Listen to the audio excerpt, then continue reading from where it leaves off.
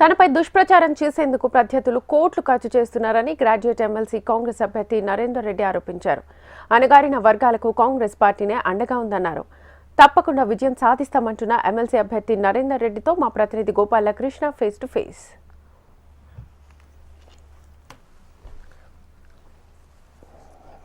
MLC election చివరి దశకు చేరుకుంది. మరొక 2-3 రోజుల్లోనే ప్రచారానికి కూడా ముద్దపడేటువంటి అవకాశం ఉంది. ఈ నేపథ్యంలో అసలు ఈ ఎన్నికలు ఎలా జరుగుతున్నాయి? నాతో పాటు కాంగ్రెస్ పార్టీ అభ్యర్థి నరేందర్ రెడ్డి ఉన్నారు. ఆయన పేరు చాలా చోట్ల వినబడుతూ వస్తుంది. సరే, కొన్ని చోట్ల పాజిటివ్ కామెంట్స్, కొన్ని చోట్ల నెగిటివ్ కామెంట్స్ ఇవి కూడా కనబడుతున్నాయి. సో వాటికి సమాధానం ఆయన అడిగి తెలుసుకుందాం. సార్ నమస్తే. సార్ చెప్పండి, ఎట్లా జరుగుతుంది ప్రచారం? దాదాపు చివరి స్టేజ్కి వచ్చారు. ప్రచారం చాలా అద్భుతంగా జరుగుతుంది. ఎందుకంటే అందరికంటే ముందుగా గత 6 నెలల నుంచే నేను ప్రచారం స్టార్ట్ చేస్తూ మరి అలోన్గా నేను ప్రతి పట్టభద్రుల్ని దాదాపుగా కవర్ చేయడం జరిగింది. మోస్ట్ ఆఫ్ ద ఏరియాస్ నేను పర్సనల్గా విజిట్ చేశాను. ఇది మిగతా అభ్యర్థులకి అది కష్టమైన పనిగా ఉంది. మరి ముఖ్యంగా గెలుస్తున్నాము అనేది అందరికీ అర్థమైపోయింది. ఇవాళ కాంపిటీటర్స్ అందరూ కూడా మరి ఎలా నన్ను వెనక్కి లాగాలి అన్న ఆలోచన కొద్దీ రకరకాలుగా మరి కొన్ని లక్షలు గుమరిస్తూ ముఖ్యంగా 2 అభ్యర్థులు పోటీదారులు ఉన్నవాళ్ళు మరి నా మీద సోషల్ మీడియా దాడి చేస్తున్నారు. ఓ ప్రపంచ యుద్ధం చేస్తున్నట్టుగా నా మీద రకరకాలుగా పోస్టర్స్, రీల్స్ చేస్తూ అటాక్ చేస్తున్నారు. కానీ పట్టభద్రులు ఎవరు దాన్ని మరి పాజిటివ్గా తీసుకునే పరిస్థితి లేదు. సోషల్ మీడియాలో మీ పాజిటివ్స్ ఏం చేశావు నువ్వు ఈ 4 జిల్లాల్లో అనేది మీరు ఒక ముక్కలు చెప్పుకోండి దయచేసి. మీ గొప్పతనం నేను చూస్తాను. ఈ 4 జిల్లాల్లో మీరు ఇప్పటి వరకు ఏ రకంగా సమాజానికి ఉపయోగపడ్డరు, ఈ 4 జిల్లాల్లో ఉన్న వారికి ఎంతమందికి ఉద్యోగాలు ఇచ్చారు, నేను చెప్తున్నాను. ఈ 4 జిల్లాలో ఉన్న వారికి ఎంతోమందికి నేను ఉపాధి కల్పించాను. డైరెక్ట్గా, ఇండైరెక్ట్గా కొన్ని వేల మంది లాభం జరుగుతున్నది. మరి దేశం నలుదిశలా కరీంనగర్ పిల్లలు ఇవల్ల అన్ని చోట్ల ఉన్నారు అని ప్రూవ్ చేసిన నన్ను ఒక కార్పొరేట్ అన్న తప్పు. కార్పొరేట్ ఎవరిని అనాలి అంటే అసలు ఈయన ఎప్పుడు పిల్లలతో మాట్లాడాడు, ఈయనకి అకాడమిక్ తెలియదు, అసలు ఎవరిపైన డిపెండ్ అయ్యి అకాడమిక్స్ రన్ చేస్తాడు అన్న వాళ్ళని ఒక కార్పొరేట్ అనాలి. ఇవాళ నేనే టైం టేబుల్ తయారు చేస్తున్నాను, నేనే స్టాఫ్ రిక్రూట్మెంట్ చేస్తున్నాను. పిల్లలకి గత ఎవ్రీ 15 రోజులకు ఒకసారి వెళ్ళి వాళ్ళని మోటివేట్ చేస్తున్నాను, మింగిల్ అవుతున్నాను. ఇలాంటి వాళ్ళను మనం కార్పొరేట్ అనకూడదు. ఫోన్ లిఫ్ట్ చేయలేదు అంటే వ్యవస్థలు ఉన్నప్పుడు పిల్లలతో మాట్లాడుతుంటాం, స్టాఫ్తో మాట్లాడుతుంటాం. ఫోన్ లిఫ్ట్ చేయాలనుకుంటే ఫోన్ మీదే కూర్చోవాలి.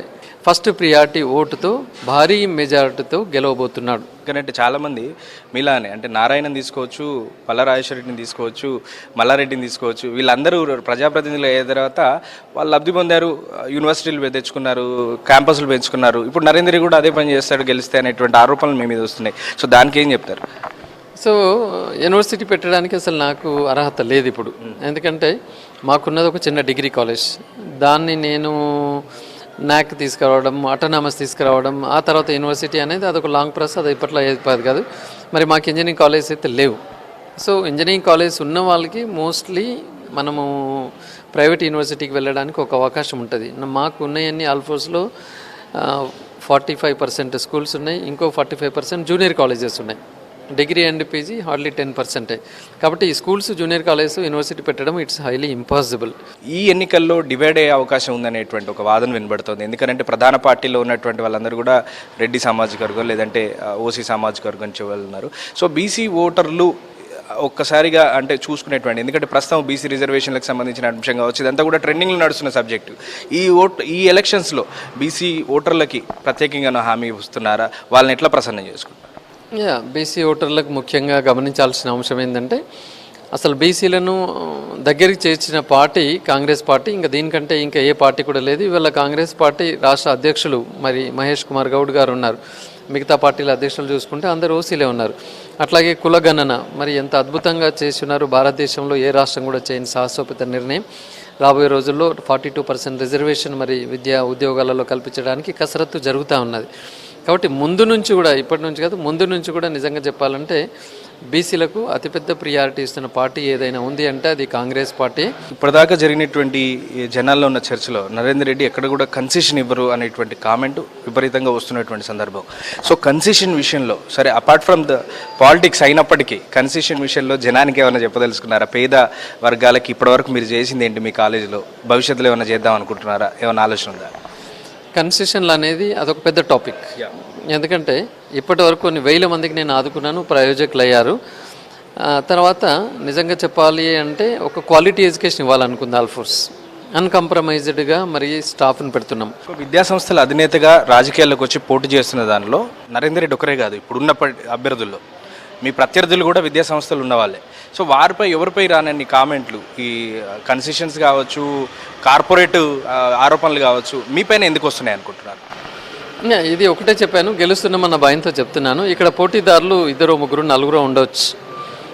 వాళ్ళు ఎవరైనా ఈ 4 జిల్లాల్లో ఒక ఉద్యోగం కల్పించారా, లేదా ఒక మనిషికి, ఒక సంస్థకి, ఒక వ్యవస్థకి ఎవరికైనా ₹1 సహాయము వారి ద్వారా జరిగిందా? సో వాళ్ళు ఎంతసేపు నన్ను తిట్టడంలో టార్గెట్ పెట్టుకున్నారు కానీ అసలు ఆయనే లేదా ఇంకెవరైనా 4 ఉన్నారు అనుకుందాం, వాళ్ళు ఎవరైనా ఈ కరీంనగర్ కానీ, ఆదిలాబాద్, మెదక్, నిజామాబాద్లో అసలు ఏం చేశారు ఇంతవరకు అంటే వాళ్ళు చేసింది నిజానికి 0 అంటే 0. ఎవరు రాబోయే రోజుల్లో తెలంగాణ రాష్ట్ర విద్యాభివృద్ధికి, వైద్యాభివృద్ధికి చేదోడు వాదోడుగా ఉంటారు అన్న ఆలోచన చేసి మీరు ముందడుగు వేయాలి. ఇవాళ ప్రత్యర్థులందరూ కూడా మరి కోట్ల రూపాయలు ఏదో వెదజల్లాలన్న ఆలోచనలతో వారు ఉన్నారు.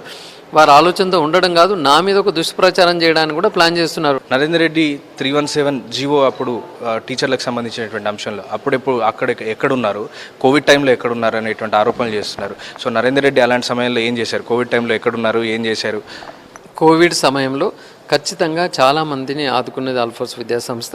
మీ అందరికి తెలిసిందే, ఈవెన్ ప్రెస్ వాళ్ళకి కూడా మేమందరికీ రైస్ బ్యాగులు సప్లై చేశాము. సుమారుగా 150 మంది ప్రెస్ మిత్రులకి కోవిడ్లో రైస్ బ్యాగ్ సప్లై చేసిన విషయం తెలిసిందే. కోవిడ్లో మా ఎంప్లాయీస్కి కనీస వేతనం అందరికీ కూడా ఇచ్చి ఉన్నాను. మా పిల్లలకి కూడా ఆన్లైన్ క్లాసెస్ అద్భుతంగా రన్ చేసి ఉన్నాను.